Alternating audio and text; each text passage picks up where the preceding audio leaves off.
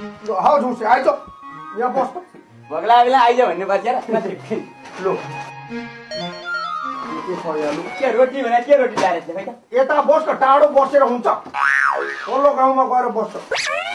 हैन ज्ञान ठुलो छ भरे मेरो भाग पनि खाइदिनु बेर लाउँदैन छुट्टै बसेर खाइयो भने आफ्नो जति जति लोग्छ नि त त्यहाँ के ल्याएको छ के गरे हो यो सबभन्दा गरिब बस्नेहरू चाहिँ यहाँ रहेछ कि थाल एउटा पनि छैन अब यस्तो कागजमा पातेमा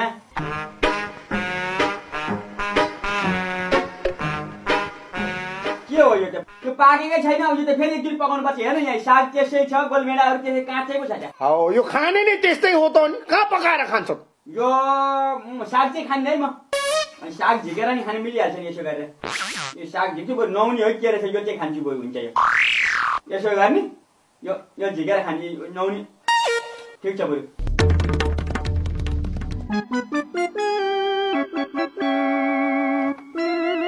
सागै छैन खाएको यो चाहिँ मैले बुझ्दाखेरि यो यस्तो सागहरू यस्तो नपकाउने अल्छीले खानेकुरो रहेछ क्या अल्छी पकाउन अल्छीले पाउरोटी काट्यो त्यस पछाडि त्यो तरकारी वहिनी ठिक्क पारे हुन्छ साग चाहिँ त कराईपट्टि होइन यता पाउरोटीपट्टि ओहिरो गममा खायो हौ यो अल्छीले खाने कुरा होइन जाँगरिलोले खाने कुरा हो यिनीहरू यो खाएर कहाँबाट कहाँ प्रगति गरिसक्यो हेर त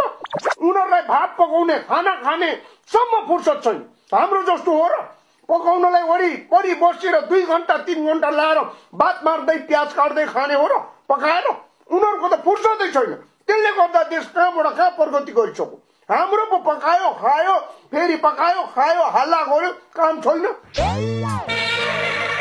ग्रेन्डपा त्यस्तो होइन नातिनी ग्रेन्डपा बाजे ग्रेन्डपा अब त्यस्तो होइन क्या यहाँ सुन है बाजे ग्रेन्डपा कस्तो खालको नक्कली रहेछ ग्रेन्डपा अब के भएको यो हाम्रो नाति नातिनालाई कसैले हाम्रो भाषा सिकाएको छैन गुटुङडुङ पार अङ्ग्रेजी मात्रै बोल्छ त के भएको ग्रेन्डपा मात्रै भन्छ त